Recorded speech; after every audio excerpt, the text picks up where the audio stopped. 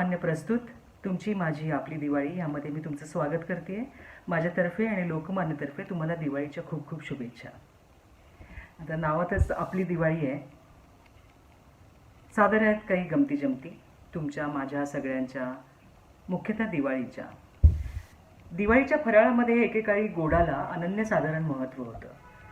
म्हणजे एकेकाळी होतं असा सुतकी स्वर लावावा लागतोय, कारण we have become very diet conscious. त्यामुळे लाडू, करंजी, गोडे, शंकरपाळे वगैरे मंडळींना अचानक वाईट दिवस आलेत. पूर्वी जिथे पैजा लावून 7-7 लाडू खाल्ले जायचे, तिथे आता एक लाडू 7 जणांत वाटला जातो. इथं मनात एक प्रश्न येतो की वर्षभर डाएट करून दिवाळीला मनोसक्त फराळ करत नसाल तर मग जगायचं कशासाठी? हे म्हणजे वर्षभर राबून दिवाळी साजरी करायची नाही असं म्हणण्यासारखं झालं. लोकांना पुरणपोळ्या नको असतात. खिरीत साखरेऐवजी कसल्याच्या गोळ्या वापरल्या जातात. बिन साखरेचाच नाही तर बिन दुधाचाच चहा आता सध्या आलेला आहे. म्हणजे एरवी संस्कृतीचं रक्षण करण्यासाठी डोकेफोड करणारी मंडळी इकडे लक्ष का देत नाहीत? ज्या दिवशी घरात बेसन भाजल्याचा वास येतो त्या दिवशीपासून दिवाळी सुरू होते. भल्या थोरल्या कढईमध्ये रवा किंवा बेसन भाजताना उलथणं आणि कढई यांच्या जुगलबंदीतून जी नादनिर्मिती होते ती निव्वळ दैवी असते. नवशिक्यांसाठी तर पाकातले लाडू म्हणजे महा टेन्शनचं काम. म्हणजे तो पाक पुढे गेला तर लाडूचे दगड होतात, तो पाक मागे राहिला तर लाडूची माती होते. एकतरी पाकाची तारेवरची कसरत सांभाळत पाक जमला की तो खऱ्या अर्थाने पाक होतो. त्यानंतर लाडवाचं ते मिश्रण गार करायला ठेवणं हा एक स्वतंत्र कार्यक्रम असतो. त्यासाठी आई नामक फौजदार हातात पट्टी आणि तोंडाचा पट्टा अशी दोन्ही शस्त्र वापरायला कमी करत नाहीत. त्यातूनही जी पोरं न वळलेल्या लाडवाचं मिश्रण ढापू शकतात ती पुढे जाऊन काहीही करू शकतात. तूप किंवा डालडा, साखर, रवा, बेसन यांचं ते मिश्रण पुरेसं गार झालं की मग आया मंडळी लाडू वळायला घेतात.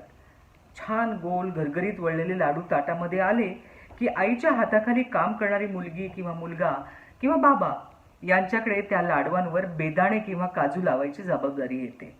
काम साधंच असलं तरी नजाकतीनं करावं लागतं, नाहीतर जरा जास्ती दाबाने लाडवाचा आकार बिघडतो आणि मग फौजदार साहेब भडकतात.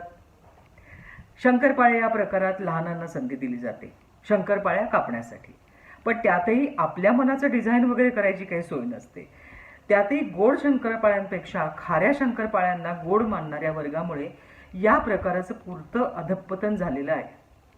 हे लोक खाऱ्या शंकरपाळ्या चहासोबत तोंडी लावतात. अरे तोंडी लावायला काय ते लोणचं आहे? चहा या गोष्टीची निर्मितीच मुळी वस्तू बुडवून खाण्यासाठी झालेली आहे. मग जिथे मूळ चहाला फाटा देऊन ग्रीन टी, स्लिम टी असल्या फडतूस चहाची कौतुकं केली जातात तिथे शंकरपाळ्यांना कोण विचारणार? शंकरपाळ्या खायची योग्य पद्धत म्हणजे त्या मुठीच्या हिशोबात चहात टाकाव्यात, 5-10 मिनिटं चहाचा कप तसाच ठेवून द्यावा, मग चहा भुरकत शंकरपाळ्या खाव्यात. आधी चहा संपतो, मग शेवटी 1-2 शंकरपाळ्या कपाच्या तळाला चिकटलेल्या दिसतात. न लाजता बोट कपात घालावं आणि शंकरपाळे खावेत. चहा गार होतो वगैरे मंडळींनी या वाटेला जाऊ नये. हे तेच लोक आहेत ज्यांना चहात बिस्किट पडलेलंही चालत नाही. लाडू आणि शंकरपाळे त्यातल्या त्यात एलिमेंटरी पदार्थ, पण करंजी करण्यासाठी मात्र सरावलेले हातच हवेत. पुडाची करंजी हे तर येऱ्या गबाळ्याचं काम नाहीच आहे.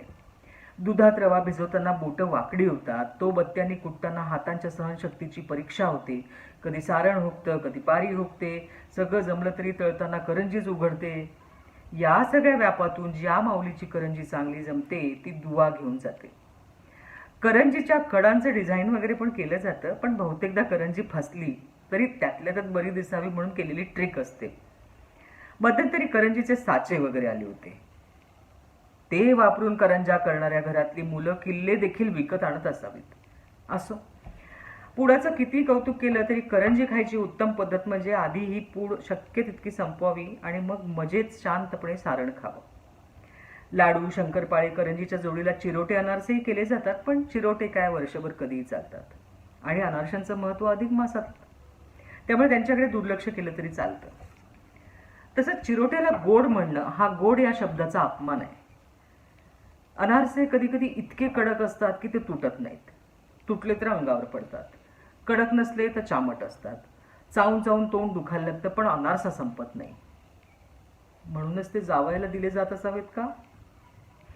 लाडू, शंकरपाळे, करंजी बिघडत नाहीत असं नाही, पण त्यांच्या बिघडण्याच्या कथा होतात, दास्ताने होतात.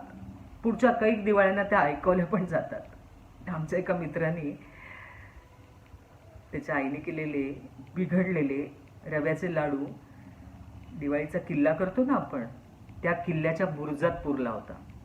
दिवाळीनंतर फटाके लावून किल्ला उडवला, किल्ला पडला, पण लाडू जागचा हल्ला नाही. समस्त अनारसे आणि चिरोट्यांचं एकत्रित कर्तृत्वही या लाडवाच्या आसपास पोहोचू शकलं नाही. म्हणजे बघा, लाडू, शंकरपाळे आणि करंजी यांनाच आपण दिवाळीच्या फराळात स्थान द्यायचं असं ठरवलं की बाकी पदार्थांवर अधिक टीका करणं योग्य नाही.